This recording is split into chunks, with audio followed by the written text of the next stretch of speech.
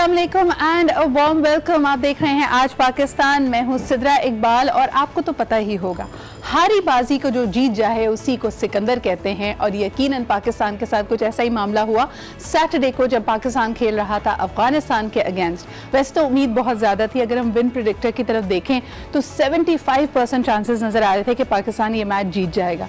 लेकिन ऐसा लगता है कि पाकिस्तानी टीम जब भी विन प्रेडिक्टर पे अपने मुआफिक देखती है कि जी ज़्यादातर लोग समझ रहे हैं कि वो ये मैच ज़रूर जीतेंगे, तभी हम सबसे ज़्यादा प्रेशर में आ जाते हैं। यानी लोग कहते हैं ये इज्तिमाई एक कोशिश थी पूरी कौम को एक हार्ट अटैक देने की, उनका बीपी हाई रखने की, एक ब्लड रश देने की, because literally the last over was nail biting. लोगों को लग रहा था नाखून के साथ साथ अपनी उंगलियां भी चबा जाएंगे। लेकिन जी थैंक यू गुलबदीन नाइब साहब के उन्होंने एक ऐसा ओवर हमें दिया जिसके अंदर हमने 18 रन बनाए। Thank you Imad for scoring that is well. और फिर ऑफकोर्स वहाब रियाज का वो सिक्सर बड़े सही टाइम पे आया था। But more importantly I think the last boundary when you got that 4, उस वक्त हमने जो उस जीत को एंजॉय किया ना, आई थिंक उसका कोई सानी नहीं है।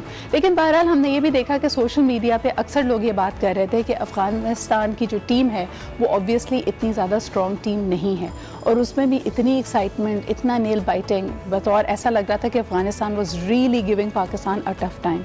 बल्कि मैंने ट्विटर पर शेयर भी किया, अगर आप मुझे ट्विटर पर फॉलो करते हैं @सिद्रा इकबाल, कि जी राइट बिफोर द मैच ये गुलबदीन नाइब से लोगों ने पूछा कि जी आप क्या सोचते हैं इस मैच के बारे में। उन्होंने कहा कि जी हमें तो कोई ज़्यादा उम्मीद नहीं है, we have nothing to lose. लेकिन बड़े शायराना अंदाज में उन्होंने कहा कि सनम हम तो डूबे हैं, तुमको भी ले डूबेंगे।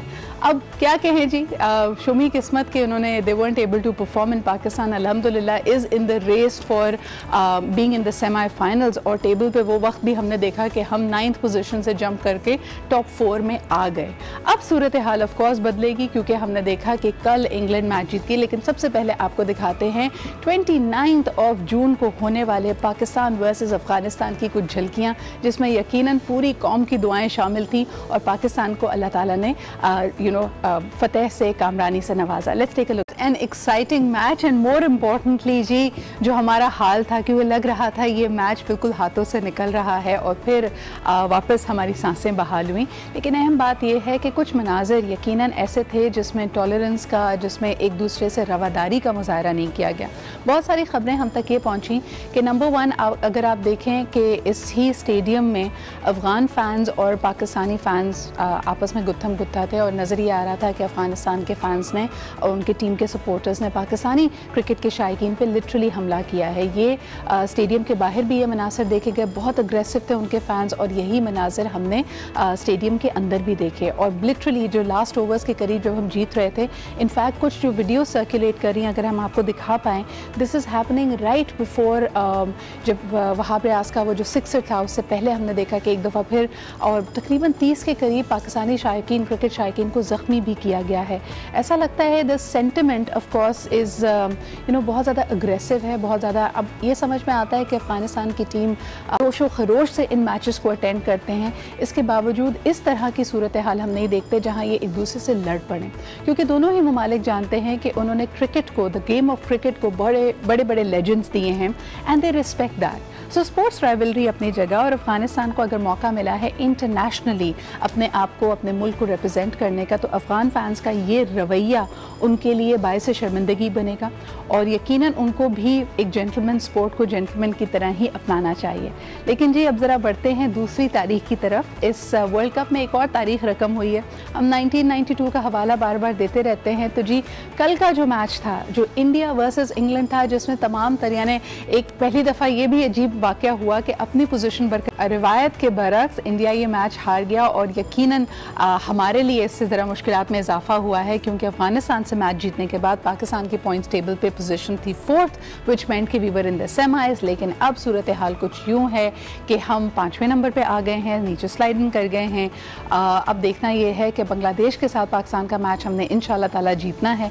और ज़रा अजीब सी बात ये लगती है कि हमारे जितने नेबरिंग कंट्रीज़ हैं वो हमें कुछ खास पसंद नहीं करते, बड़ी स्ट्रॉन्ग राइवलरी है। इंडिया पाकिस्तान का मैच तो मशहूर ही है, जिस तरह हमने बात की। फिर उसके बाद अफगानिस्तान के फैंस भी कुछ ज़्यादा जोश में और गुस्से में नज़र आ रहे थे। अब बांग्लादेश में भी यही सूरत हाल है। सो लेट्स होप कि अल्लाह ताला हमारी मदद करे और इस तमाम तर मुखालफत के बावजूद we are able to make it. दूसरी जी बड़ी खबर ये है कि जुलाई का पहला दिन, नया महीना जैसे ही शुरू हुआ है, स्कूल्स पे वापसी हो गई जी बच्चों की। कुछ स्कूल्स खुल चुके हैं, कुछ खुलने वाले हैं, तो आज अफरा तफरी होगी। और वैसे भी स्कूल्स के बाद यानी छुट्टियों के बाद जो पहला दिन स्कूल का होता है, कुछ जो पढ़ाकू बच्चे होते हैं वो तो बड़े एक्साइटेड होते हैं, बट मोस्टली बच्चों के लिए बड़ा मुश्किल मरहला होता है क्योंकि आदतें हमने बिगाड़ ली होती हैं।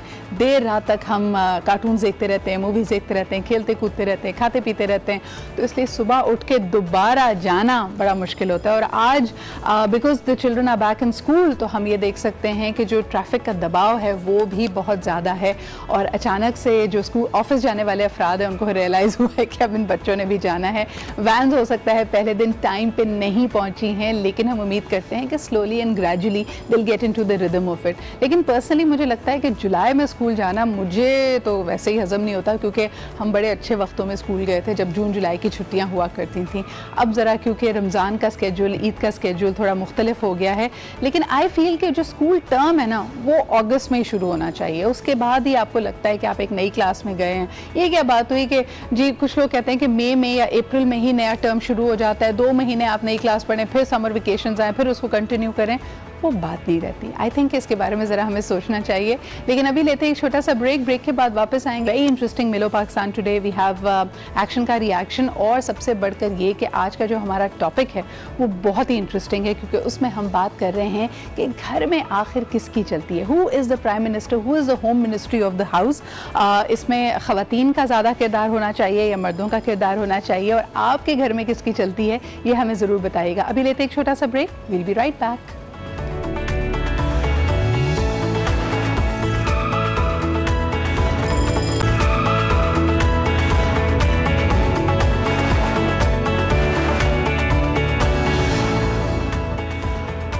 And welcome back. हमें अक्सर कहा जाता है और यकीनन सितारों से आगे जहां और भी हैं। अब वक्त हुआ है जी मिलो पाकिस्तान का, और आज हम आपकी मुलाकात करवाएंगे एक ऐसे होनहार पाकिस्तानी से जिसने यकीनन हमारे मुल्क का नाम रोशन किया है। He is the first space scientist to work at the world's and Britain's leading university, जनाब कैम्ब्रिज यूनिवर्सिटी के ग्राफीन सेंटर, जो कि इंजीनियरिंग डिपार्टमेंट है यूनिवर्सिटी ऑफ कैम्ब्रिज का, यहाँ पे ये मुकीम है, काम करते हैं, रिसर्च करते हैं, एंड डेफिनेटली इनका डिपार्टमेंट रिसर्च करता है in making devices that are space bound satellites के लिए इस्तेमाल होती हैं। ये यूरोपियन स्पेस एजेंसी के कोलैबोरेशन से रन किया जाता है।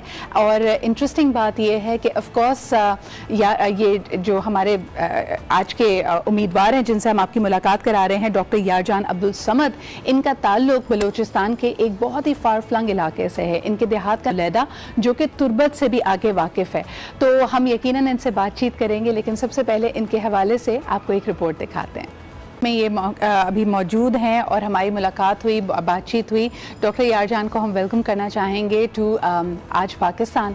सबसे पहला सवाल आपसे ये करना चाहूँगी कि एक आम तासुर ये है कि बलूचिस्तान में पढ़ाई की आगे बढ़ने के मौके काफ़ी कम हैं, तो वहाँ पे रहकर और जहाँ से आप ताल्लुक़ रखते हैं आपके देहात से, खलाई साइंसदान बनने का ख्याल आपको कैसे आया, ये जुस्तजू कैसे पैदा हुई डॉक्टर यारजान?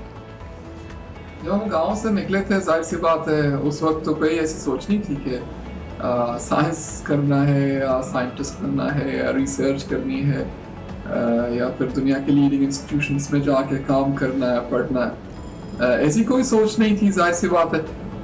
बस यही था कि वालिद साहब थे, उनकी इंस्पिरेशन थी, उनके ख्वाब थे, वो बहुत इंस्पायर करते थे, वो बहुत बताते थे, बहुत विजडम है उनमें माशाल्लाह। तो वो अपनी विजडम से हमें सिखाते थे, बताते थे कि सही डायरेक्शन क्या है, क्या करना चाहिए और क्या नहीं करना चाहिए।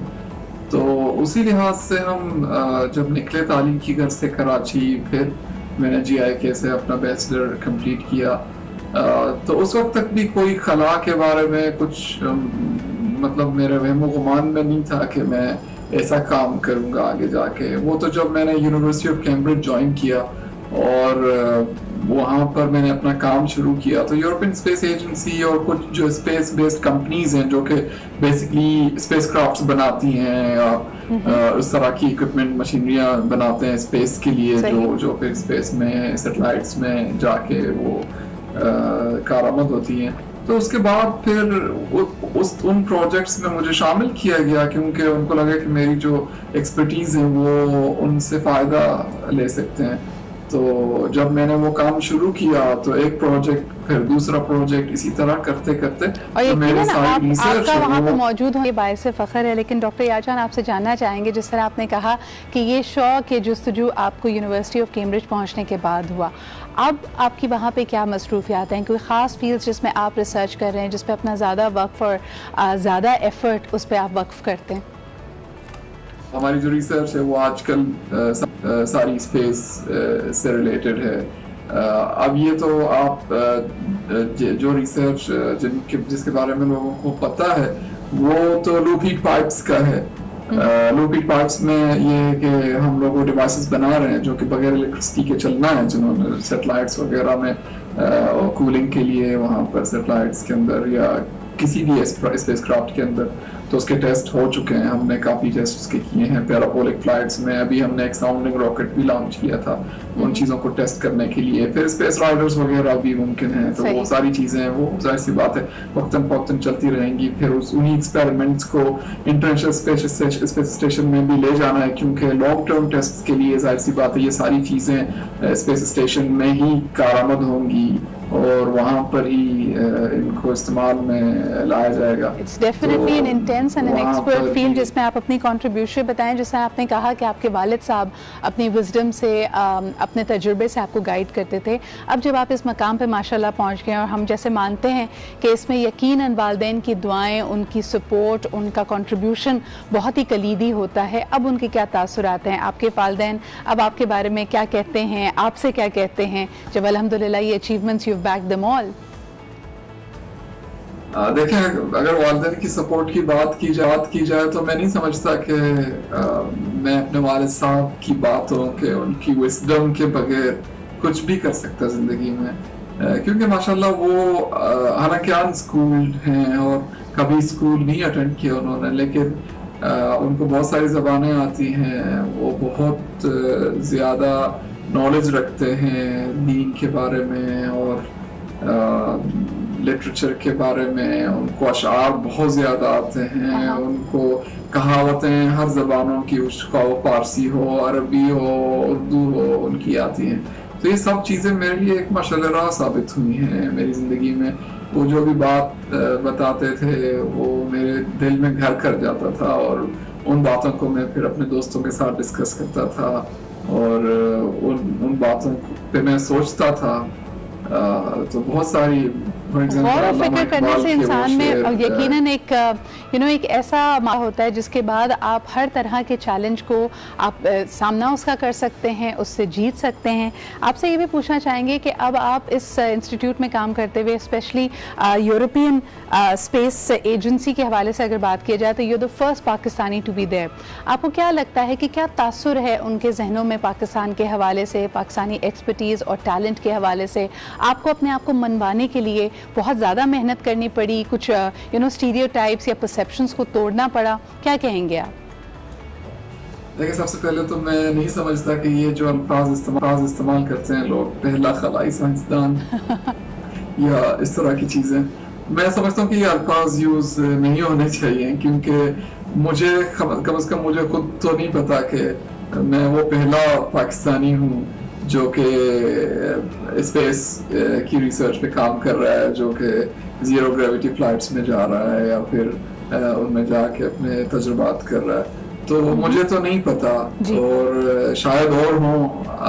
मैं खुद जानता हूँ कि नासा में बहुत सारे पाकिस्तानी काम करते हैं जो कि साइंस बेस्ड और रिसर्च बेस्ड काम कर रहे हैं। तो ये तो अल्फाज मैं इनका कायल नहीं हूँ पर्सनली, मुझे नहीं लगता कि ये अल्फाज इस्तेमाल करने चाहिए। लोग करते हैं पहला। आई थिंक दैट इज ज़्यादा इसलिए करते हैं डॉक्टर यारजान बिकॉज आप प्रॉबेबली कैम्ब्रिज यूनिवर्सिटी में और यूरोस एजेंसी में काम करने वाले पहले पाकिस्तानी हैं। लेकिन आपसे आखिरी सवाल ये करना चाहूँगी कि आपके पर्टिकुलर शोबे में, जैसे आपने कहा कि इब्तदाई तालीम आपने तमाम की तमाम पाकिस्तान में हासिल की, एक पसमानदा तरीन इलाका पाकिस्तान का, वहाँ से निकल के आप अल्हम्दुलिल्लाह यूनिवर्सिटी ऑफ कैम्ब्रिज पहुँचे।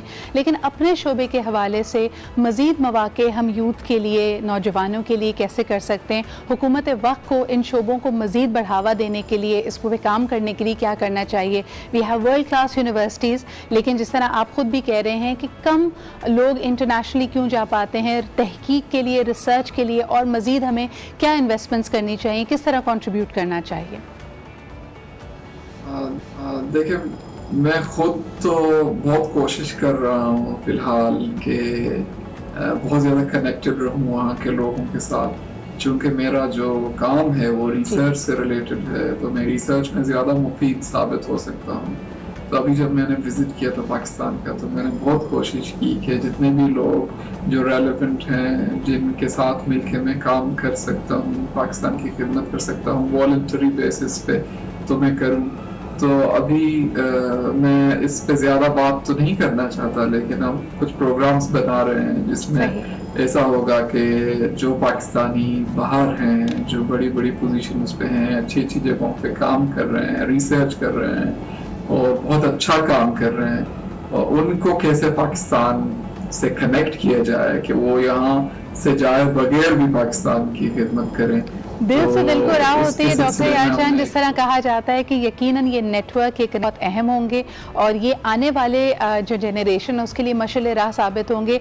आप लोग अगर ये कर जाएंगे तो यकीनन मज़ीद आने वाली जनरेशन के लिए आसानियाँ होंगी। इसी के साथ हम बढ़ते हैं एक छोटे से ब्रेक की तरफ। Once again the very best of luck to you, और इंशाल्लाह ताला आपसे मुलाकात दोबारा भी होगी और आपकी मज़ीद जो अचीवमेंट्स होंगी वो हम लोगों तक पहुँचाएंगे। इस वक्त लेते हैं छोटा सा ब्रेक के बाद वापस आएंगे विद हेडलाइंस एंड एक्शन का reaction. So stay with us and keep watching आज पाकिस्तान।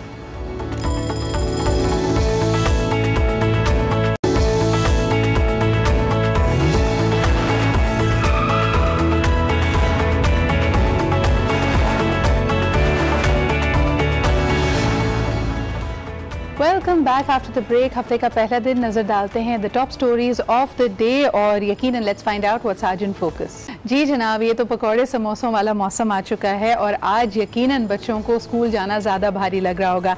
लेकिन जी ज़रा सियासी मौसम पे भी नज़र डाल लेते हैं। अब इस पे गुफ्तगू करने के लिए हमारे साथ मौजूद हैं सीनियर जर्नलिस्ट और तज्ज़िया निगार जनाब मज़हर अब्बास साहब। अस्सलाम वालेकुम मज़हर साहब, क्या हाल चाल है आपके? जी वालेकुम सलाम। मज़हर साहब, सबसे पहला सवाल आपसे करना चाहूँगी, ये फॉरवर्ड ब्लॉक जो मुस्लिम लीग नून में बन रहा है, इसके बारे में काफ़ी बातचीत की जा रही है। 15 से ज़ायद अरकान MPAs MNAs वज़ीर आज़म से मुलाकात कर रहे हैं।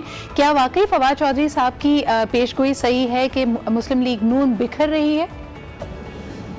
देखिए, ये तो पता नहीं बिखर रही है या निखर रही है, लेकिन ये कि मुस्लिम लीग नून में जाहिर है कंफ्यूजन ज़रूर है कि हम किस डायरेक्शन में जा रहे हैं, हमें क्या करना चाहिए, लड़ाई लड़नी चाहिए कि मसाइलत करनी चाहिए। ये कि बहस मुस्लिम लीग नून के अंदर काफ़ी अरसे से जारी है, लेकिन ये बात भी हकीकत है कि मुस्लिम लीग नून को पिछले 1-2 साल में, खासतौर पर 2016 के बाद अगर हम देखें तो बहुत सी अटेम्प्ट हुई कि मुस्लिम लीग नून में बड़ी स्प्लिट आ जाए, लेकिन नहीं आ पाई। सही। और 2018 के इलेक्शन तक भी मुस्लिम लीग नून इंटैक्ट नजर आई और शायद इसी वजह से। लेकिन मज़हर साहब, कुछ तो हमने देखी डिविएशंस, जैसे चौधरी निसार साहब का जो कि इंटीरियर मिनिस्टर रहे, बिल्कुल अलग हो जाना, जीप पे सवार हो जाना। फिर दूसरी तरफ लोग अभी ये भी कह रहे हैं कि क्लियर सक्सेशन प्लान नज़र नहीं आ रहा। इन्हें साबिक वज़ीर आज़म जनाब नवाज शरीफ साहब का ख्याल था कि मुस्लिम लीग की क़यादत और उसका सक्सेशन प्लान एक तरह से मरीम नवाज साहिबा के हाथ में होगा, लेकिन अब ऐसा लगता है, और ख़ुसूसन जो चहमगोइयाँ हो रही हैं कि मरीम नवाज साहिबा का और शहबाज शरीफ के आपसी ताल्लुकात अच्छे नहीं हैं, इसमें किस हद तक वजन आप देखते हैं? देखिए, जिसको कोई अगर एक दो लोग छोड़ के चले जाएं तो वो उसको हम स्प्लिट नहीं कहते। वो जाहिर है, अगर चौधरी निसार बहुत बड़ा नाम था और चौधरी निसार का जाना जो है मुस्लिम लीग नून के लिए खासा नुकसानदेह भी रहा, लेकिन उसे हम स्प्लिट नहीं कहेंगे। सही। अगर आप स्प्लिट कहते हैं तो जैसे 2002 में PMLQ बनी, पाकिस्तान मुस्लिम लीग कायदे आज़म बनी चौधरी, और वो किस तरह बनी वो भी जाहिर है एक हिस्ट्री है जिसको जो सब जानते हैं लोग जो सियासी सूझबूझ रखते हैं। इस मुल्क में इसी तरीके से ग्रुप्स बनाए जाते हैं और बनते हैं। लेकिन इस वक्त जो कुछ हो रहा है, ऐसा लग रहा है कि और गैर जरूरी तौर पे 90 की सियासत को वापस लाया जा रहा है। सही। और मुझे नहीं लगता, यही है कि शायद इमरान खान साहब से पंजाब की जो सियासत है वो संभल नहीं पा रही। उसकी एक बड़ी वजह तो एक कमजोर वजीर आला को लाके बैठा देना और फिर सारी और अपनी पूरी पार्टी से कहना कि इसको सपोर्ट किया जाए, जबकि उनकी पार्टी के अंदर बहुत ज्यादा ग्रुपिंग्स हैं। लेकिन मदर साहब, आप नहीं समझते कि ये बड़ा एक तरह से कहना चाहिए पावर मूव रहा है गवर्नमेंट की तरफ से, ये 15 अरकान का वजीर आजम से मुलाकात करना, एटलीस्ट फॉर द ऑप्टिक्स एक फॉरवर्ड ब्लॉक की बात कर रहा है। फिर दूसरा ये कि ये फौरन होता है इस बात के बाद कि जब अपोजिशन और खुसूसन साबिक सदर जरदाई साहब का कहना था कि जी हम चेयरमैन सेनेट को बदलेंगे, उसको संजाई साहब को हटाएंगे और ये शो ऑफ पावर होगा ऑफ द ऑपोजिशन। इस वक्त ये फॉरवर्ड ब्लॉक का सामने आना आपको नहीं लगता कि ऑपोजिशन को कमजोर कर रहा है? देखिए, अगर अव्वल तो अभी यही नहीं पता कि कितने लोगों ने वजीर आजम से मुलाकात की, यानी 5 नाम रिलीज करके ये कह देना कि 15 लोग चले गए, 15 लोग मिले हैं, या तो 15 नाम जो है वो सामने आने चाहिए। सही। वो क्या वजह है कि सिर्फ 5-6 नाम सामने आए हैं और उनमें भी 1-2 ने तस्दीक की है, 1-2 ने तरदीद की है।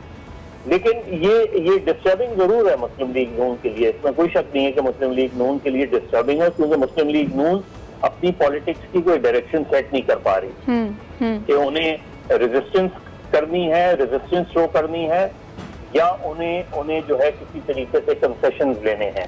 सही। ये जब तक क्लियर नहीं होगा तो मुस्लिम लीग नून में ये कंफ्यूजन रहेगा और फिर आगे चल के बढ़ेगा भी, जिसका नुकसान जाहिर है मुस्लिम लीग नून को ही सबसे ज्यादा होगा। लेकिन आप क्या समझते हैं, एक तरफ हम ये भी देख रहे हैं कि राना सनाउल्लाह साहब का बयान आता है, वो कहता है कि अगर कोई पार्टी तब्दील करता है या अपनी जो तरफदारी है, अपनी जो लॉयल्टी है उसको तब्दील करते हैं, उनके खिलाफ भी कार्रवाई होनी चाहिए। एंड ओवर द वीकेंड हमने ये भी देखा कि उनके भाई राना मशहूद साहब जा रहे थे अमरीका और उनको ऑफलोड किया है FIA ने ब्लैक लिस्ट में होने के बाद। ये सब डेवलपमेंट्स किस तरह आप देख रहे हैं? बिकॉज आपने जैसे इशारा दिया कि ये पंजाब की पॉलिटिक्स पर डायरेक्टली असरअंदाज होती हैं चीजें। देखिए सिदरा, पाकिस्तान की पॉलिटिक्स का सबसे बड़ा अलमिया ये है कि हम टर्न कोर्ट्स को जो है वो खुले दिल से एक्सेप्ट करते हैं जी।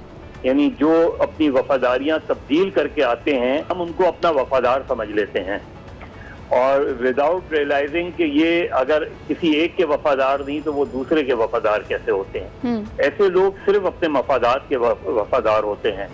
इमरान खान साहब जब आए थे और सियासत में, और उन्होंने 2011 तक तो यही सियासत जो की कि वो कभी भी इस तरह के टर्न कोर्ट्स को एक्सेप्ट नहीं करेंगे, और बाकायदा उनकी जमात के अंदर एक कमेटी बनाई गई कि अगर कोई किसी पार्टी को छोड़ के आता है तो उसका पूरा जायजा लिया जाएगा कि इसने उस पार्टी को क्यों छोड़ा और क्या इसके ऊपर कोई इल्जामात हैं या नहीं। लेकिन बाद में ये सारी चीजें खत्म हो गई क्योंकि वो भी इलेक्टोरल पॉलिटिक्स और स्टेटस को की पॉलिटिक्स करने लगे। और इस वक्त जो कुछ भी हो रहा है 2013 के बाद से, वो तहरीक इंसाफ ने भी स्टेटस को की पॉलिटिक्स ही की है, और ये भी माफ कीजिएगा, ये भी उसकी इसकी गमाज है जी कि तहरीक इंसाफ जो है वो अब वही सियासत कर रही है। अगर दोनों तरफ एक ही तरह का एम्यूनेशन, एक ही तरह के political moves and strategic moves है मदर साहब, तो आप क्या समझते हैं इस वक्त यानी आज की तारीख में किसका पलड़ा भारी है, हुकूमत वक्त का या फिर अपोजिशन फोर्सेस का? देखिए बड़े वाज़ेह तौर पे गवर्नमेंट का इस वक्त इसलिए भी जो है वो स्ट्रॉन्ग फुटिंग पे है क्योंकि अपोजिशन डिवाइडेड लग रही है। हालांकि वो मल्टी पार्टी कॉन्फ्रेंस भी हुई, लेकिन ऐसा लगता है कि अपोजिशन को खुद अपने ऊपर एतमाद नहीं है। अपोजिशन जमातों के अंदर बहुत ज्यादा इख्तलाफात हैं, इख्तलाफात तहरीक इंसाफ में भी है, लेकिन जब आप गवर्नमेंट में होते हैं तो उन इख्तलाफात पर आप आसानी से काबू पा सकते हैं, क्योंकि कोई भी रूलिंग पार्टी का आदमी रूलिंग पार्टी को छोड़ के अपोजिशन में नहीं जाता। हमने कभी ही देखा है पाकिस्तान की सियासत में अपोजिशन से रूलिंग पार्टी की तरफ जाते हुए तो बेशुमार हमें मसाले मिलेंगी, लेकिन रूलिंग पार्टी को छोड़ के अपोजिशन में आना बड़ा मुश्किल होता है, बड़ा टफ होता है, टफ डिसीजन होता है। तो ये डिफिकल्टी है इस वक्त तो, और बज़ाहिर ये लग रहा है कि जो एस्टैब्लिशमेंट है उसकी भी जो है वो एक तरीके से हिमायत हासिल है, खासतौर पे इकोनॉमिक कंडीशन जिस तरह खराब हैं, और जो नई टेक्नोक्रेट टीम आई है माशी, उसको लगता ही है कि मुकम्मल तौर पे सपोर्ट हासिल है। बहुत बहुत शुक्रिया मज़हर साहब हमारे साथ मौजूद होने का। और जिस तरह के आपने कहा हुकूमत वक्त के एक स्ट्रॉन्ग फुटिंग पर नज़र आ रही है, और कभी कभार आपके साथ जो पूरी, अगर आप कहते हैं इसको कि ओवरऑल सिनेरियो को देखा जाए, कभी कभार ये आपकी अपनी काविश, अपनी कैपेबिलिटी नहीं होती, बल्कि इसमें अहम वजह ये बनती है कि ओपोनेंट स्ट्रॉन्ग नहीं थे। और जिस तरह के आपने खुद भी इशारा दिया, हम भी यही देख रहे हैं कि अपोजिशन बिखरी बिखरी नज़र आ रही है, वन पेज पे नहीं है। यानी यहाँ मुख्तलिफ जमातों की बात नहीं करेंगे, इवन PMLN में हमें फैक्शंस नज़र आ रहे हैं। माजी में एटलीस्ट 2018 के इलेक्शंस तक हम नहीं देख सकते कि कोई स्प्लिट आया हो। चौधरी निसार साहब एक वाहिद उनका बड़ा लॉस थे, और उस वक्त भी कहा जा रहा था कि शायद चौधरी निसार साहब ने एक बड़ा फॉरवर्ड ब्लॉक बना लिया है और पार्टी में स्प्लिट वो लेके आएंगे, लेकिन ऐसा नहीं हुआ। वो सिर्फ तनहा अकेले उस पार्टी को छोड़ के चले गए। लेकिन इस वक्त क्या सूरत हाल है, इस पर हम नजर रखे हुए हैं, इस पर मजीद भी बात करेंगे अगले प्रोग्राम्स में। लेकिन इस वक्त बढ़ते हैं एक ब्रेक की तरफ, हमारे साथ रहिए और इंशाल्लाह we'll come back with a big discussion.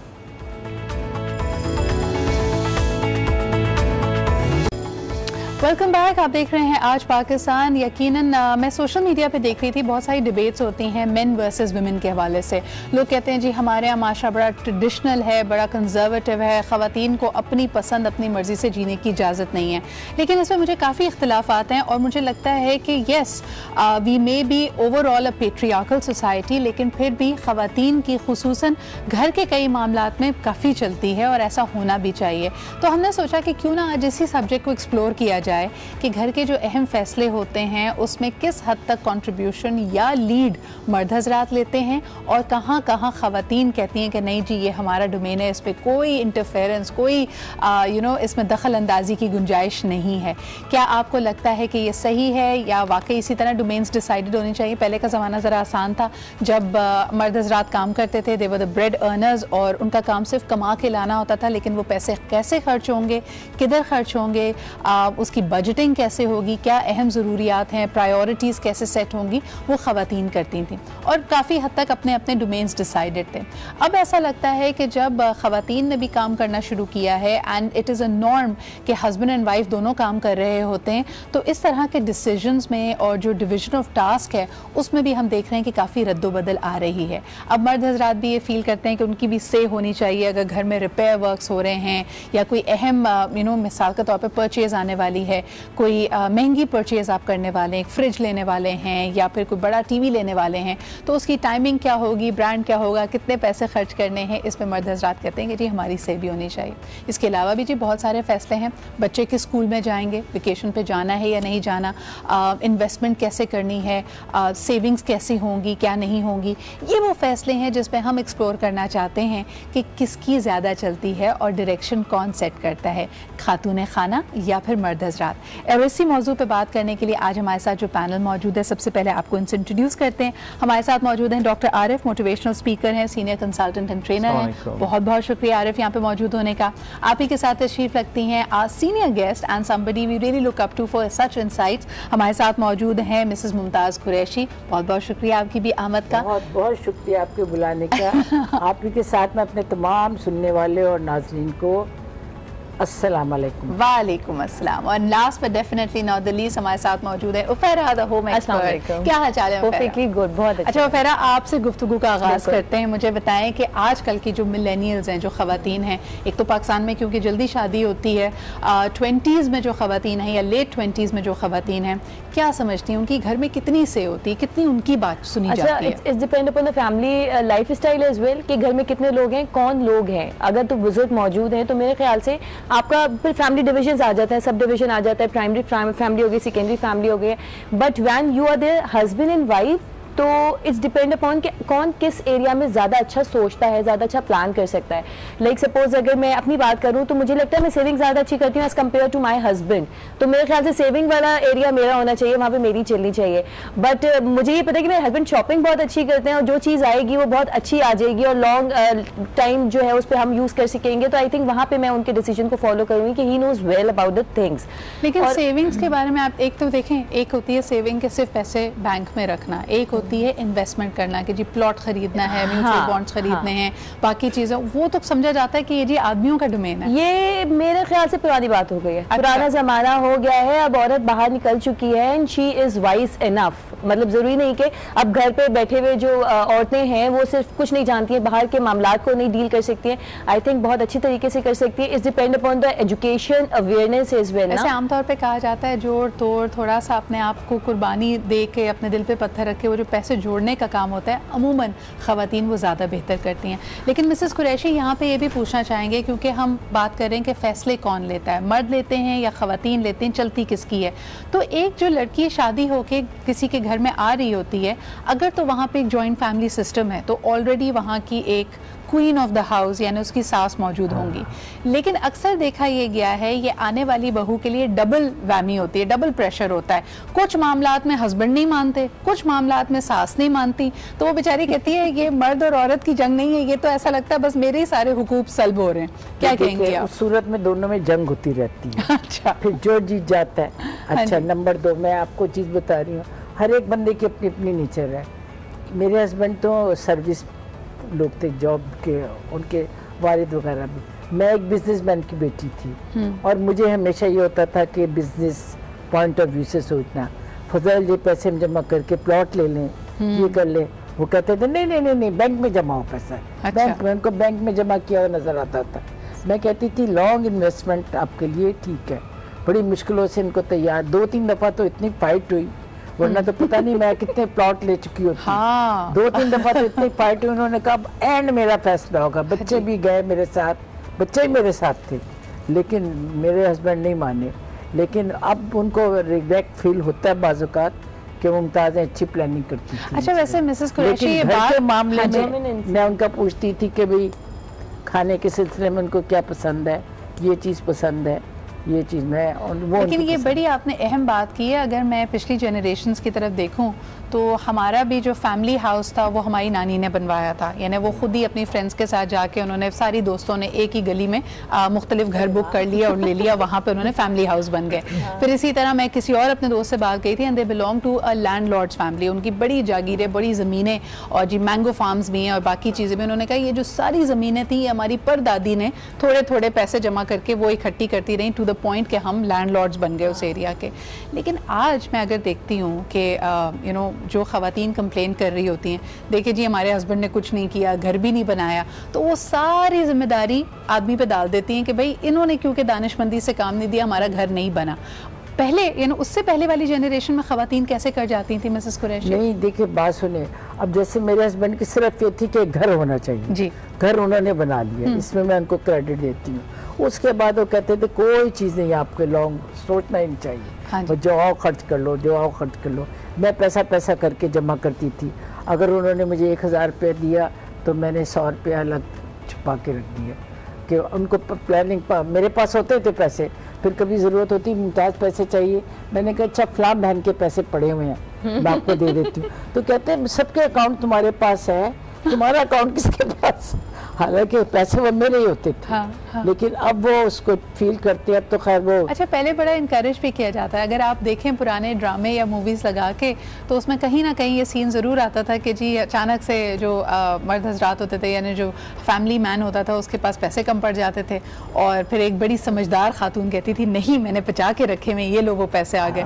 Arif क्या कहेंगे, ये जो सिचुएशन है जो मनी मैटर्स को भी छोड़ के बाकी उसमें, जैसे अक्सर ना कि लोग ये कहते हैं कि ख़वातीन ने जहाँ ना करनी होती है वो ना वो अपने हस्बैंड पे रख देती हैं कि जी वो मानते नहीं है तो हम क्या करें, हम नहीं ले सकते, या जहाँ से बैक आउट करना होता है और जहाँ हाँ करनी होती है हमारे झटपट हाँ कर देती है। क्या कहते हैं आप? अब देखिए मेरे घर पे भी एक देख रही है खातून, ठीक है ना, तो मैंने कोई भी अगर जवाब देना है तो वो बैकफायर होना है घर पे। और समझदारी से देना है। आज आपका इम्तिहान है। वो कौन सा ऐड है, चच्ची आज तो इम्तिहान है। देखें आप जहाँ तक मेरा ताल्लुक है, कोई भी एक इशू होता है जी। उसके अल्टरनेटिव्स डिवाइड होते हैं और उस पर डिसीजन लिया जाता है। जो अल्टरनेटिव्स है, जो ऑप्शन है कि हमने करना क्या है, हाँ। उस पे सही तरह से डिबेट होनी चाहिए लॉजिकली। अरे यार सिंपल कर लेते हैं ना, मिसाल के तौर पे बच्चों को जहाँ पता है कि हाँ हो जानी है तो हस्बैंड के, अब वो अम्मी के पास जाते हैं, अम्मी हाँ कर देती हैं। जहाँ अम्मी ने भेजा कि जाओ अब्बू से पूछ के आओ, अब्बू को पता होता है कि जब भेजा है तो इसका मतलब है मुझे ना करनी है। ऐसे ही। और जहाँ वो बेचारे अटक जाते हैं तो ज़्यादा यही कह पाते हैं अम्मी से पूछ लो बेटा जाके, मुझे नहीं पता। तो चलती किसकी है? गलती किसी की नहीं है। चलती किसकी है? चलती किसकी है? चलती बेगम की है। चलती बेगम की है। Hands up. हाँ, इस पे कोई डाउट नहीं है, बट अगर हम उसे रैशनली देखें सो मेरे हिसाब से ये है कि डिसीजन उसको लेना चाहिए, आइडियल सिचुएशन में डिसीजन उसको लेना चाहिए जिसका ज्यादा एक्सपोजर हो उस पर्टिकुलर एरिया ऑफ एक्सपर्टीज में।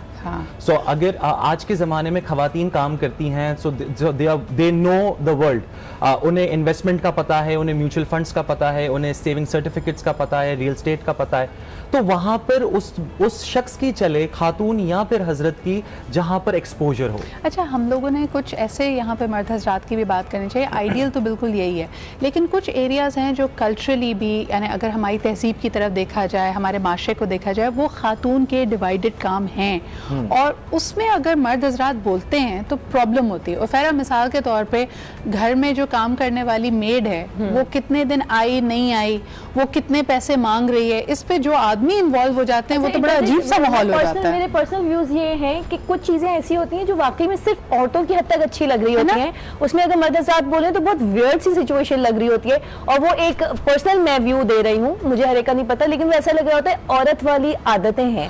तो वो लुक गुड कि वो एक फैमिली थी, मेरी एक फ्रेंड शादी के गई थी, वो कहती थी यार मेरी एक सास नहीं, मेरी 2 सास है। मैंने कहा हाउ? कहती मैं ससुर भी कुछ सास की तरह ही है, वो उसी तरीके से बिहेव कर रहे होते हैं। He interfere in every women's matter ना, तो वो वाली चीज थोड़ी नहीं होनी चाहिए। हर एक की अपनी पर्सनालिटी, एक लुक होता है, तो वहाँ पे हर चीज का भरम रखना चाहिए। एक और चीज मैं ऐड करूंगी कि जहाँ औरतें कहीं कुछ गलत हो रहा होता है तो वो कह देती हैं कि ब्लेम हस्बैंड की तरफ जा रहा होता है कि जी इन्होंने तो कुछ किया ही नहीं, इन्होंने तो सेव नहीं किया। तो मैं यहाँ पे कहती हूँ 2 मियाँ बीवी मिलकर एक रिश्ता बना रहे, एक घर को चला रहे, तो कुछ प्लानिंग्स होती हैं, कुछ गोल्स होते हैं जो दोनों ने मिलकर डिसाइड करने होते हैं। वो इंडिविजुअल कुछ नहीं होता। अगर घर बनना है, आपने प्रॉपर्टी डिसाइड करनी है, तो मेरा नहीं ख्याल कि आज के जमाने में वो काम सिर्फ अकेला मर्द कर सकता है, इतनी महंगाई स्पेशली पाकिस्तान में। तो ये डिसीजन दोनों का है, दोनों ने मिलकर काम करना है, आप किसी एक को ब्लेम नहीं कर सकते। अगर आप काम नहीं भी करें, जो सैक्रिफाइस करनी है, हो सकता है जब तक आपका घर बन रहा हो, आप एक छोटे किराए के मकान में रह रहे हो, तो आपको जो अपनी लाइफस्टाइल में कट डाउन करना है वो एक म्यूचुअल डिसीजन लाइफस्टाइल में। कमिंग बैक टू द जो अर्लियर पॉइंट की बात की जा रही थी कि जी अगर खातून के डोमेन में ज्यादा मर्द बोलते हैं तो वो भी अच्छा नहीं लगता, लेकिन हर खातून ऐसे मर्दों को आइडियलाइज जरूर करती है। लाइक मिसाल के तौर पे अगर आपके इर्द गिर्द कोई ऐसे मैरिड कपल है जहाँ कहें यार ये जो घर के रिपेयर्स होते हैं ना, घर की सफाई होती है, वो खातून जाती है वेकेशंस पे या फिर अपने मैके गई होती है और देखो उसके हस्बैंड सारी सफाई भी करा लेते हैं, सब कुछ होता है, लेकिन अपने घर में जब होने लगे तो हमें प्रॉब्लम है। एग्जैक्टली, ये भी चीज अच्छी इन द सेंस नहीं लग रही होती कि आप पूरी रिस्पॉन्सिबिलिटी हस्बैंड पे डाल दे रहे हैं। अगर आप दोनों वर्किंग है तो मैं ये समझती हूँ, जो मेरे अपने अगेन व्यूज हैं, कि जब औरत पैसे कमाने निकल सकती है, पिछले जमाने में जो कि सिर्फ एक मर्द की रिस्पॉन्सिबिलिटी होती थी, तो अब अगर घर में किचन में सपोज मैं खाना बना रही हूँ तो मेरे हस्बैंड अगर हेल्प के लिए खड़े हो गए, कुछ डिश वॉश कर दिए,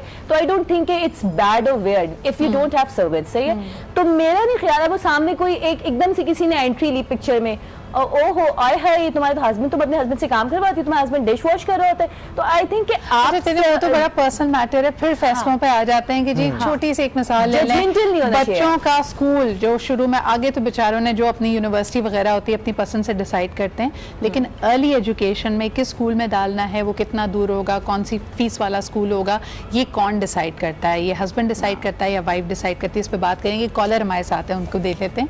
हेलो जी, अस्सलाम वालेकुम।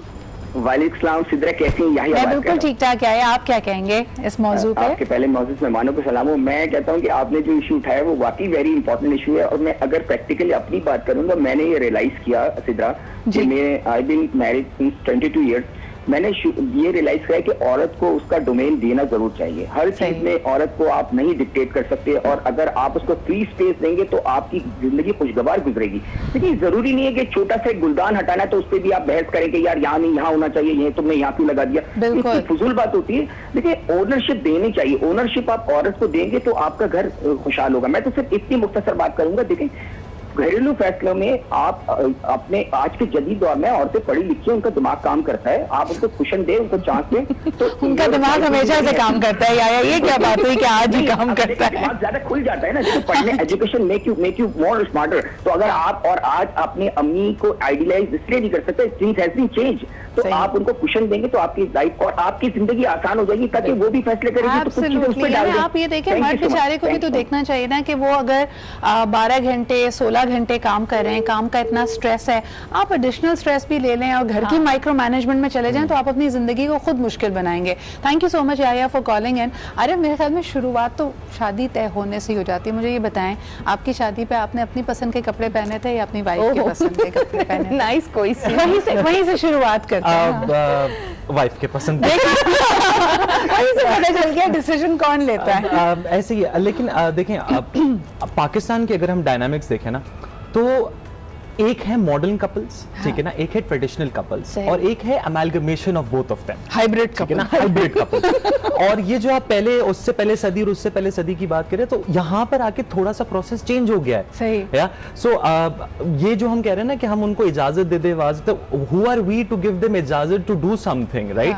तो मॉडर्न कपल इस तरह से सोचता है कि भाई दो इंडिविजुअल एंटिटीज हैं जो साथ रह रही हैं।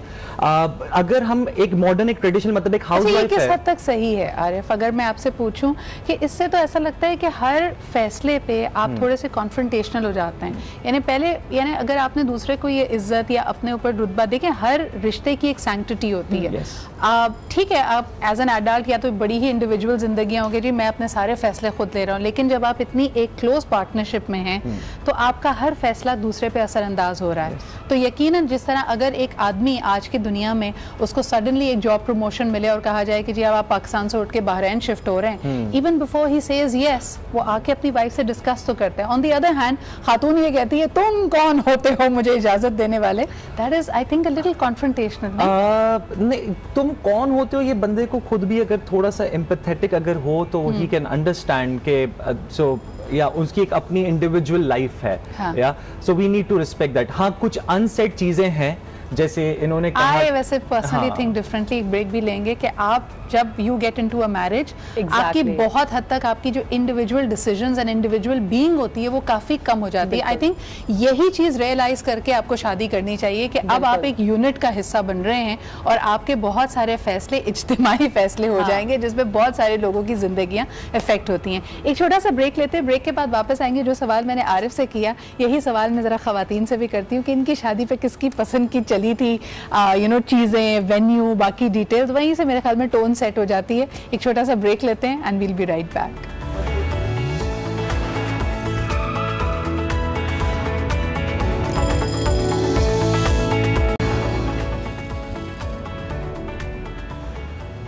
अच्छा जी, की फैसलों का हम यहाँ पे जिक्र कर रहे हैं, क्या क्या फैसले होते हैं जी? बजट शजट की तो हमने बात कर ली। अब जरा आ जाते हैं दूसरे माशरती प्रॉब्लम्स पे। हमने आरिफ से पूछा, आरिफ ने कहा जी मैंने तो अपनी शादी पे अपनी बीवी की पसंद के कपड़े पहने थे। मिसेस कुरैशी, आपकी शादी में आपने किसके पसंद के कपड़े पहने थे? सास की, आपके हस्बैंड की, अपनी अम्मी के, किसकी पसंद के थे? कौन पूछता था? ससुराल वाले ने जो जोड़ा बना के भिजवा दिया, हालांकि मुझे पसंद नहीं आया। हाँ जी, लेकिन पहनना वही पड़ा। तो देखा, अब ये खवातीन ज़्यादा एम्पावर हो गई हैं। बनाई भी, लेकिन पहनना तो पड़ा ना कि वो लेकर आए। आपसे किसी ने पूछा भी नहीं था पसंद का रंग क्या होगा, कैसा बना? करो, किसने पूछना था? कौन है कि किधर? हालांकि अच्छे खासे मॉडर्न थे, हम लोग भी ठीक ठाक थे, लेकिन फिर भी कोई पूछता नहीं। फिर मेरे वालिद साहब ने बैठ के इस मामले को सुलझाया। उन्होंने कहा कि देखिए बेटा, मेरे मियाँ भी समझदार थे, उनको बुलाया, उनको कहा बेटा अगर कोई चीज़ बेटी मेरी पहने ना, नाक मुंह चढ़ाए तो फायदा क्या उसका? तुम लोग आपस में तय कर लो तुम्हारा बजट क्या है, हमें बता दो। मेरी बेटियां एक दो चली जाएंगी, एक दो तुम्हारी बहनें चली जाएंगी। हाँ, यानी आप जिसका दिन है उसकी तो नहीं चाहिए, but we have come a long way. Ufaira, लेकिन वो समझदार थे, वो मान गए। उफैरा, आपकी शादी में? मेरी शादी में जहाँ तक मेरी शॉपिंग की बात थी तो वो तो कंप्लीट ससुराल वालों की तरफ से थी। I didn't know even a single thing about my thing. आपने पूरा लेट गो कंट्रोल किया हुआ था? हाँ, वो कुछ एक फेयर भी होता है कि यार बुरा ना मान जाए और पता नहीं कुछ इस तरह। लेकिन जो हस्बैंड की शॉपिंग थी वो ये कि जब जा रहे होते थे तो उसमें मेरा पूरा कंट्रोल था, और फिर मैं फोन कर करके पूछ लेती थी इस कलर की शेरवानी और इस तरह का ये।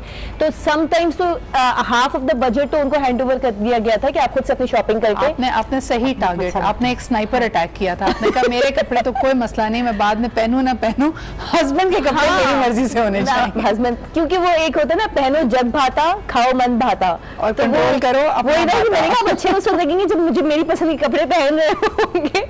तो अच्छा मुझे बताइए, ये तो शादी तक का मामला हो जाता है क्योंकि हम बाकी फैसलों की बात कर रहे हैं। आपने और मैंने अक्सर सैलून में एक ऐसा खातून कैरेक्टर देखा होगा जो पहले अपनी मर्जी से स्ट्रीकिंग कराता है और दूसरे दिन आके कहता है मेरे हस्बैंड को पसंद नहीं आया, प्लीज बदल और उसमें फिर आखिर में वो कहती है मैं गंजी हो रही हूँ, मैं क्या करूँ, समझ में नहीं आ रहा बाल कहाँ जा रहे हैं। तो मुझे बताएं, ये जो पर्सनल ग्रूमिंग के डिसीजंस हैं एकदम से खातून पर्सनल ग्रूमिंग में मैं कहती हूँ कि हस्बैंड की चॉइसेस को मद्देनजर रखना चाहिए, but you know so well कि आप पे क्या चीज सूट कर रही है। हाँ। आप पे जो चीज सूट करेगी वही डेफिनेटली हस्बैंड को भी अच्छी लग रही होगी। ये चीज आप पे सूट ही नहीं कर रही तो हस्बैंड को आई डोंट थिंक अच्छी लगेगी। अब वो हस्बैंड अगर दूसरे टाइम के चाहती नहीं कि उनकी बीवी अच्छी लगे तो एक अलग क्राइटेरिया। ये बड़े कॉमन फैसले हैं और इस पे हम बात करेंगे। आरिफ भी मुस्कुरा रहे हैं, इनकी बात सुनते हैं। एक कॉलर हमारे साथ है, उनसे बात करते हैं। हेलो जी, अस्सलाम वालेकुम।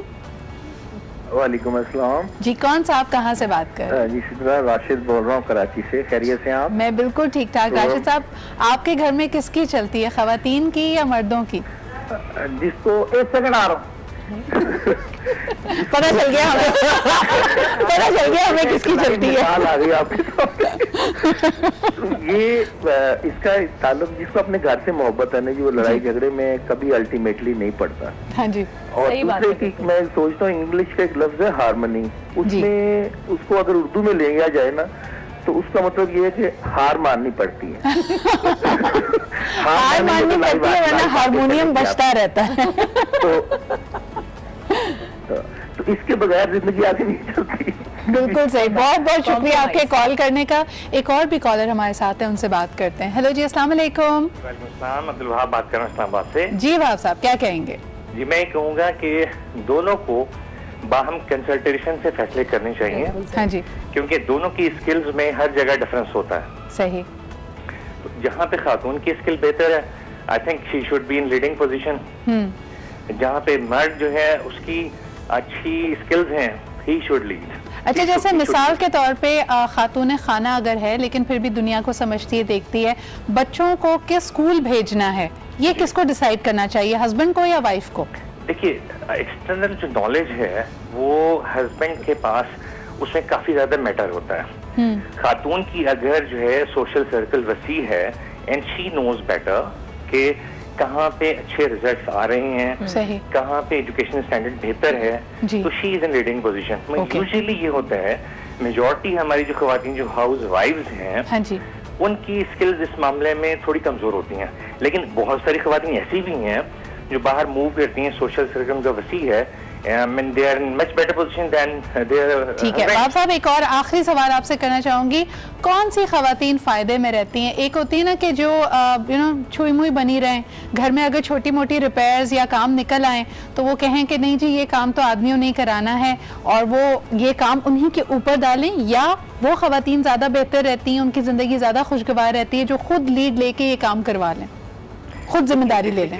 मैं अगेन यही कहूँगा कि हस्बैंड की जॉब, उनके वर्किंग आवर्स, खवातीन का जो नेगोशिएटिंग स्किल्स हैं वो, और इसमें बहुत सारे मैटर आते हैं। मैं आपको सिंपल सी मिसाल दूंगा। अभी आप हाउसमेट के हवाले से बात कर रही थी थोड़ी देर पहले। हाँ जी, खवातीन में एक जनरली हाउस वाइफ में टेंडेंसी ये है कि छोटी बात पे किसी पे नाराज हो गई, उन्होंने फायर कर दिया and they will go looking for another housemate. सही। अब हाउसमेट जो है उसके सिक्योरिटी इश्यूज, मैं इस्लामाबाद की बात करता हूँ, इतने ज्यादा इश्यूज हैं कि ज्यादातर क्राइम्स हाउसमेट जो हैं उनकी प्रोवाइडेड इंफॉर्मेशन पर होते हैं। हाँ जी, सही। तो अब अगर वो हस्बैंड जो है उसको मतलब जाहिर उसको थाने से क्लैरिफाई करना और फिर उसकी फीडबैक होना, यानी आप तो फायर कर देती हैं सेठानी जी बन के, उसके बाद जो दूसरी आती है उसके लिए सारे काम हस्बैंड को करने पड़ते हैं। बहुत बहुत शुक्रिया वहां कॉल करने का, ये आपका एक अलग पेन पॉइंट है। अरे मुझे बताएं कि डिसीजन तो चलें, एक महीने का बजट दे दिया और कहा जाओ बेगम जी लो अपनी ज़िंदगी जैसे खर्च करने करो, लेकिन कुछ मर्द हज़रात की आदत होती है कि महीने के आखिर में ज़रा हिसाब किताब भी लेते हैं, ये करना चाहिए उनको? एक ठंडी आह पहले आरिफ ने भरी, उसके बाद अगर जनरली तौर पे देखा जाए तो नहीं, क्योंकि आपने एक बार जब हैंड ओवर कर दिया और हम जब कह रहे थे ये जो दो यूनिट नहीं है ये एक यूनिट हो गया है, सो हमारे पास कॉन्सेप्ट है फिर भरोसे का। सही। आपने एक चीज दे दी है, आप पूरा भरोसा करते हैं कि वो सारी चीजें उस हिसाब से अपने हिसाब से सही कर लेंगी। देन यू आस्क के यार अब क्या हुआ, कितना बचा या आपने कहाँ खर्च किया। शायद एक दो बार पूछने के लिए सही है, क्योंकि अगर वो कोई मेजर गलती कर रही है, ठीक है ना, और आपका अगर उसमें कोई इनपुट आ सकता है तो शायद आप दे सकें। अच्छा, अक्सर घरों में इसी बात पे लड़ाई होती है। मिसेस कुरैशी क्या कहेंगी कि अगर 15 रोज का या महीने भर का रोज यानी आपने सामान डलवाया, ग्रोसरीज डलवाई हैं, तो अक्सर घरों में जब गुस्सा आता है, महीने की आखिरी तारीखें आती हैं, तो लोग कहते हैं जी अभी तो डलवाया था, 15 दिन में कैसे चावल खत्म हो गए या दूध कैसे खत्म हो गया, और उससे एक बड़ा अजीब सा माहौल घर में हो जाता है। ये करना चाहिए? हमारे घर में कभी ऐसा हुआ नहीं, ज्यादा चीजें मैं ही मंगवाती थी जी, कभी ये चीज़ें बजट वगैरह के सिलसिले में मैं ही करती थी। और ये है कि स्कूल वगैरह के जैसे आपने कहा था, वो मेरे हस्बैंड ने डिसाइड, क्योंकि वो कहते थे कि दफ्तर से मैंने आना है, बच्चों को ड्रॉप करना है, छोड़ना है, नज़दीक होना चाहिए, दूर नहीं होना चाहिए, डिसीजन वो हमेशा लेते थे। बेटा मेरा बड़ा ग्रामर स्कूल में छोड़ पड़ा, एडमिशन लिया, फिर हम लोगों ने घर चेंज कर लिया, उन्होंने घर के नज़दीक डिफेंस अथॉरिटी में कर। सही। मैंने बड़ी लोगों ने कहा हाय ग्रामर कराची ग्रामर से उठा के, तो कहने कायदे आजम क्या कराची ग्रामर स्कूल में पढ़े थे, जिन्होंने बनना है वो सब कुछ बन जाए। सही बात, अच्छा बच्चा, बिल्कुल सही। माँ से हमेशा उन्होंने कहा, और ये करके माशाल्लाह माशाल्लाह बच्चा बड़ा। अच्छा, यहाँ पे एक और डायमेंशन ये भी आती है इस गुफ्तगू में कि हस्बैंड एंड वाइफ आमतौर पे लोगों उनकी इतनी हमाहंगी होती है, या आजकल के ज़माने में जैसे शादी से पहले से एक दूसरे को जानते हैं तो अंडरस्टैंडिंग होती है, उनको पता होता है कि कैसे डिसीजंस लेने हैं। लेकिन एक टग ऑफ वॉर सास ससुर यानी आपका जो एक्सटेंडेड फैमिली है और मैरिड कपल के बीच में भी होती है। यानी हस्बैंड चाहकर भी अगर वो ज़्यादा डिसीजन मेकिंग वाइफ के हाथ में दे दे तो लोग कहते हैं कि बड़ा जनमुरीद है, ये तो जो वाइफ कहती है वही करते हैं। वहाँ पे भी उनको थोड़ी अपनी रखनी पड़ती है, बल्कि लोग यहाँ तक कहते हैं कि जी जब ससुराली वो आ जाते हैं ना आपके मेहमान, तो हस्बैंड का एटीट्यूड बदल जाता है। फैरा ऐसा होता है? बिल्कुल होता है ऐसा। और आंखें ऐसे माथे पे आ जाती है। मैं इस चीज से ना काफी इरिटेट होती हूँ। मैं कहती हूँ be natural whatever you are, और प्रिटेंड करने की जरूरत नहीं है। अब सामने वाले को भी पता है कि how our life style is ना एक्चुअली। तो मेरा ना ख्याल कि सामने वाले को जजमेंटल होना चाहिए फर्स्ट। सेकंड ये कि अगर वो जजमेंटल हो भी रहा है तो लेट हिम बी। और लेकिन ससुराल वालों के सामने मर्द ज्यादा रोबदार बनने की एक्टिंग करते हैं, कोशिश करते हैं क्या? समटाइम्स और रियल में फिर मतलब ऐसे में क्या होता है बेसिकली, फिर रिजल्ट ये आ रहा होता है कि आप फिर दुआएं कर रहे होते हैं कि यार ये जल्दी जाएं ताकि इस टाइम का पार्टीज ही ना हो जिसमें इतने प्रॉब्लम्स आ जाएं या इतना इश्यूज आ जाए, और फिर आप समहाउ आप वो वे आउट देख रहे होते हैं कि वो लोग हों, वो चीजें हों। जहाँ फिर खामोश जंग होती है जितनी देर में वहाँ होते हैं, वाइफ सुन तो रही होती है सबके सामने। अच्छा, मैं अगर अपनी बात करूँ तो ऐसा तो नहीं होता, लेकिन मैंने देखा है, मैंने अपनी फ्रेंड्स की लाइफ में काफी डिस्टर्बेंस देखी है, और वो जो शेयरिंग होती है अपने फ्रेंड्स के साथ कि यार कल पार्टी हुई थी और ये मसले हो गए, अब तो मेरा दिल ही नहीं चाहता उन लोगों को बुलाने का। तो वो वाली चीजें जो है ना वो बेसिकली हर एक को वाइजली डिसीजन लेना चाहिए, हर एक को बहुत काम एंड कूल पर्सनालिटी होनी चाहिए कि आपको सामने वाला विश करे कि आप बार बार आए। हाँ। और आपको इन्वॉल्व करना चाहे कि आप उसके सर्कल में या उसकी फैमिली में इन्वॉल्व हो, अनटिल अनलेस कि वो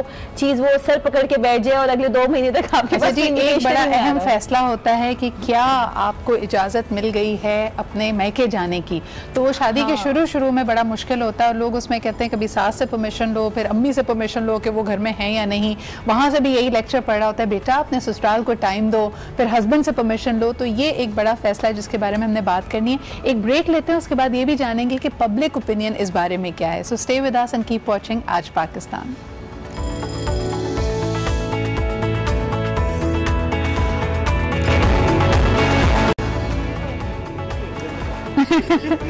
एंड वेलकम बैक। बड़ी जी इंटरनल गुर की बातें पता चल रही है। एक बड़ी ज़बरदस्त बात आरिफ ने की यहाँ पे, उन्होंने कहा जी ख़वातीन डिसीजन मेकिंग में उनको कोई प्रॉब्लम नहीं है, डिसाइड वो कर लेती हैं, फिर उसके बाद आता है अगला मरहला वैलिडेशन का, यानी कि मेरा डिसीजन सही है या नहीं। उस वक्त क्या होता है आरिफ? उस वक्त ये होता है कि ज़्यादातर कंफ्यूजन जो क्रिएट होती है खवातीन के दिमाग में, ये सेकंड ओपिनियन पे होती है, और वो आप लोग क्रिएट करते हैं। हाँ, वो हम लोग क्रिएट करते हैं डिपेंडिंग कि हमें क्या चाहिए। अब सिर्फ हम नहीं, ये हो सकता है उनकी दोस्त भी क्रिएट करें या सैलून वाले क्रिएट करें, कैन बी एनीवन। लेकिन जब वो सेकंड ओपिनियन पे आके सामने से वो रिस्पांस नहीं आता जो इंटरनली रिस्पांस था उस पर्टिकुलर चीज पे, तो जैसे आप शॉपिंग करने गए, आपने एक ड्रेस लिया, आपको बड़ा पसंद आया, लेकिन आपके हस्बैंड ने, आपकी बहन ने या जो किसी ने भी कह दिया अच्छा नहीं है, ठीक है, अब आपके दिमाग में सेकंड थॉट्स आना शुरू हो जाएंगे, और जब तक आप घर नहीं जाते हो शायद दूसरे दिन तक भी आप यही करेंगे यार क्या ड्रेस को मिस कर गए। How are men able to bulldoze it? यानी खवातीन अक्सर करती रह जाती हैं और कहती हैं ये अच्छा नहीं है, लेकिन आदमी ने जो करना होता है वो कर गुजरते हैं। How I think it's good, I think it's good. आप सेल्फ सेटिस्फेक्शन रहते हैं। मेरे अंदर थोड़ी बहुत ही आदत है, मेरे हस्बैंड ये कहते हैं कि नहीं तुमने जब अपनी चलानी होती तो मुझसे मशवरा क्यों मांगते हो? लाइक भाई मशवरा मांगा है, डिसीजन थोड़ी मांगा है। लाइक मैं कोई ड्रेस लेने गई हूँ या मैंने कुछ अपने ऊपर ट्रीटमेंट करवाई तो कह रही हूँ अच्छा लगा, बताएं साथ कैसे लग रहा है, ड्रेस कैसे लग रहा है, ये वाला नहीं बहुत अच्छा लग रहा है। मैंने कहा नहीं मुझे तो ये वाला अच्छा लग रहा है। तुम्हें अच्छा लग रहा है, तुम्हें लेना भी यही है, तुम मुझसे पूछ रही हो मुझे वो अच्छा लग रहा है, लेकिन नहीं कर पाती हो फेरा, आदमी कैसे कर पाते हैं? How are they able to block out कि मेरी बीवी जो भी कह रही है बस ठीक है कह रही है? This is nature of so this is the difference between man and woman. Man can focus at one thing. Women cannot focus. Listen. अब ये मैं अपनी बात नहीं कर रहा, रिसर्च और साइकोलॉजिकली प्रूवन है, ठीक है ना। Man can focus on one single thing and not fade out, ठीक है। खवातीन एक वक्त पे बहुत सारा काम एक साथ करती है, मल्टीटास्कर होती है, नेचुरल सबके घर में। वो खाना भी बना रही है, फोन पे भी बात करी है, बाहर कहाँ बच्चों की। अब वो जब फोकस कर रहा होता है ना, तो किसी की तरफ से कोई भी ओपिनियन आ रहा होता है ना, वो एक ही चीज पर होता है, ये कहना चाह रहे हैं आप? परफेक्शनिस्ट होता है। लेकिन भाई खवातीन भी एक दफ़ा जब समझ जाएं कि हस्बैंड की या उनकी डिसीजन मेकिंग में कहाँ वीकनेसेस हैं, उसको एक्सप्लॉइट करना भी जानती हैं। ज़रा लोगों से भी हमने ओपिनियन लिया, पब्लिक ओपिनियन क्या कहता है कि घरों में किसकी चलती है आमतौर पे हमारे पाकिस्तानी माशरे में। Let's find out. औरत तो घर पे रहती है, दूसरा मर्द पूरा दिन बाहर, हर किसी से मिलना जुलना बात करना, इस वजह से मर्द जो है वो ज़्यादा अच्छे फैसले कर सकता है। फैसले जो होते हैं भाईजान मर्द ज़्यादा बेहतर करते हैं, सारे अखराजात वही उठाते हैं, जो कम जारी बजट वही प्रोवाइड करते हैं। देने वाला करने वाला तो मर्द ही है, मर्द को अल्लाह ने ज़्यादा दिमाग दिया है। ठीक है, औरत करती तो है फैसला, लेकिन वो दिमाग कम इस्तेमाल करती है। दादा दादी हयात हों तो उनकी मर्जी भी शामिल होती है। आमतौर पर औरत या मर्द अकेले फैसला नहीं करते। ये मर्द और औरत वैसे दोनों ही मिलकर कर सकते हैं, इसमें ज़रूरी नहीं है कि मर्द ही हर फैसला सही करता हो, लेकिन मर्द अपने एक्सपीरियंस के हिसाब से भी अच्छा करता है। ज़्यादा जो बाहर के आउटसाइड के जो फैसले होते हैं उसमें मर्द ज़्यादा अच्छा अपना एक्सपीरियंस यूज़ करता है, जबकि घर के कुछ फैसले होते हैं डोमेस्टिक, उसमें औरत की सलाह भी मान लेनी चाहिए, उनके फैसले भी अच्छे होते हैं। जैसे पेरेंट्स होते हैं मिलकर फैसला करते हैं, तो ज़रूरी नहीं है आजकल ये नहीं कि मर्द पावरफुल है औरत पावरफुल नहीं है, दोनों अपनी जगह है, तो दोनों को मिलजुल के फैसले करना चाहिए, वो ज़्यादा अच्छा है। आजकल जो देखा जाता है औरतों को भी साथ साथ इक्वल रखना चाहिए, मर्दों को भी इक्वल रखना चाहिए, तो दोनों के इक्वल राइट्स होने चाहिए और इक्वल डिसीजन होना चाहिए, और यही अगर ट्रेंड चले और यही सबको चले तो हमारा मुल्क बहुत तरक्की करेगा। कितने मासूम और भोले हैं पाकिस्तानी आदमी। आप देखें पब्लिक ओपिनियन मेंटेन्ड है, हर आदमी का ख्याल है कि वो डिसीजंस ले रहा है, वो बेहतर डिसीजंस ले रहा है, पीछे क्या गेम चल रही है आदों को पता भी नहीं है। और फिर आप ये देखिए कि अच्छा बनने की चाह में पब्लिक ओपिनियन को ये देना पड़ता है कि हाँ जी मिल बांट के फैसले करने चाहिए। ख़वातीन भी मेरे ख्याल में उन पे ऊपर वो अंग्रेज़ी की कहावत है ना कि चूज़ योर बैटल्स वाइजली, वो जो अहम फैसले होते हैं वो अपने हाथ में रखती हैं, और छोटे छोटे इतने डिसीजंस आदमी से दिलवा लेती हैं कि जी आइसक्रीम का फ्लेवर आज कौन सा होना चाहिए, आज कौन सी दाल बनाऊं मैं, तो आदमी समझता है I am in control. Mrs Qureshi क्या कहेंगी आप? ये कहती थी कि जो चीज़ है, जैसे दोनों इनसे मशवरा ले लिया जी, जो चीज़ ठीक हो गई ना, और मैंने भी अपना मशवरा दे दिया, जो चीज़ ठीक हो मैंने फैसला किया था, देखो ना।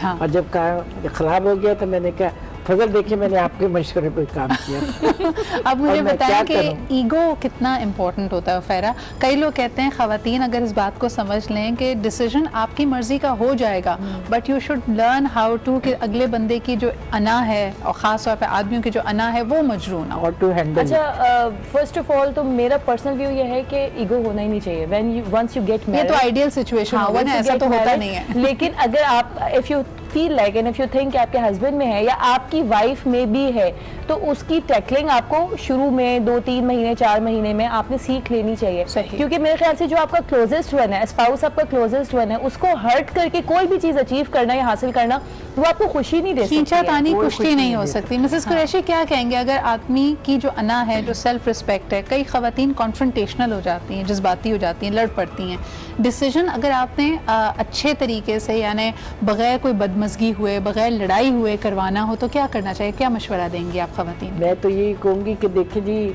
अक्लमंदी का तकाज़ा ये कि लड़ाई का टाइम ही नहीं आना चाहिए, कोशिश करनी चाहिए, लेकिन ये शुरू में नहीं पता होता, कुछ अरसे के बाद आपको समझदारी आती है तो फिर पता चलता है। अब आपको पता चले कि अब तो जो भी होता था, अब तो खैर मैं ही फैसले करती हूँ। मियाँ मेरे डायमेंशिया के पेशेंट हैं बेचारे, अब तो मुझे उनके ऊपर तरसी आता है बाज़ औक़ात के, बेचारे कभी फैसला करते थे, अब ऐसे बेचारे बैठे रहते हैं। चलिए, लेकिन मुझे वो बात याद आती है कि जब वो फैसले करते थे तो कई चीज़ के लॉजिकली फैसले करते थे। सही। और हम लोग बेवकूफ़ाना फैसले भी कर देते थे। सही। लाजमी एक उम्र का तकाजा है कि उनका लोगों से मिलना मिलाना, समझदारी। देखें, बिल्कुल ये बहुत अहम बात है कि choose your battles very wisely. Arif, your last comments before we wind up the show के जज्बाती जब हो जाते हैं दोनों में से कोई भी हस्बैंड या वाइफ अड़ जाए कि जी यही होना है, तो फिर उसको कैसे डिफ्यूज़ ऑफ करें? मेरे हिसाब से कोई भी डिसीजन अगर आप लेना ना, डिफ्यूज ऑफ करने के लिए ही सही, आप एक पेपर पकड़े, एक जगह पे रखें, उसके फायदे क्या हैं डिसीजन के और एक क्या नुकसानात हैं, और दोनों डिस्कस करें, जिसके सबसे ज्यादा आ जाए, ठीक है ना, दैट पर्सन विंस। ये जो लड़ाई और ये जो इश्यूज होते हैं ना, ये ज्यादातर तब होते हैं क्योंकि हजरात जो है ना वो एक्सप्रेस नहीं कर पाते, उनका लॉजिकल पॉइंट में तो वो इम्पल्स होता है, सो वो जब एक्सप्रेस नहीं कर पाते तो ठन जाती है इस बात में। बहुत बहुत शुक्रिया, तैयार नहीं होते। बहुत बहुत शुक्रिया मिसेस कुरैशी एंड फेरा फॉर बीइंग हियर। हमारे पास वक्त नहीं है क्या? जी जी बोलिए। देखिए, मैं काम करती रही हूँ सोशल वेलफेयर का काम, कई लोगों को मेरी वजह से कोई तकलीफ हुई, कोई गलत बात हो गई, दिल खराब हुआ, तो प्लीज मैं हाथ जोड़ के माफी मांगती हूँ। मिसेस कुरैशी, आप इतनी स्वीट एंड हो गई हूँ, कोई पता नहीं कब बहुत बहुत शुक्रिया आपकी, आप इतने खुलूस के साथ लोगों से बात करती हैं। आई डोंट थिंक उन्होंने कोई भी बात माइंड की होगी। लेकिन चलते चलते आपको ये कहना चाहेंगे, इसको कहते हैं कि जी अगर आप कहीं पे शॉपिंग करने किसी फर्नीचर की दुकान में जाएं तो आप यकीनन देखेंगे कई दफ़ा आपको एक सोफ़ा बहुत पसंद आ गया, हस्बैंड की चॉइस बिल्कुल मुख्तलिफ है, उनको कोई दूसरा सोफ़ा पसंद आ गया। ऐसी सिचुएशन को डिफ्यूज़ ऑफ करने के लिए कहते हैं ना कि जी अब कैटलॉग पूरी देख लो, इसमें और बहुत सारे सोफ़े हैं, यानी कोई ऐसा सोफ़ा भी ज़रूर होगा जिस पे आप दोनों का इत्तेफाक राय हो जाए। I think that is one of the best ways to take a decision, जहाँ पे किसी की भी दिल आज़ारी ना हो और अच्छा फैसला भी हो जाए। इसी के साथ हमें इजाज़त दीजिए, कल आपसे फिर मुलाकात होगी। अपना ख्याल रखें, खुदा हाफ़िज़।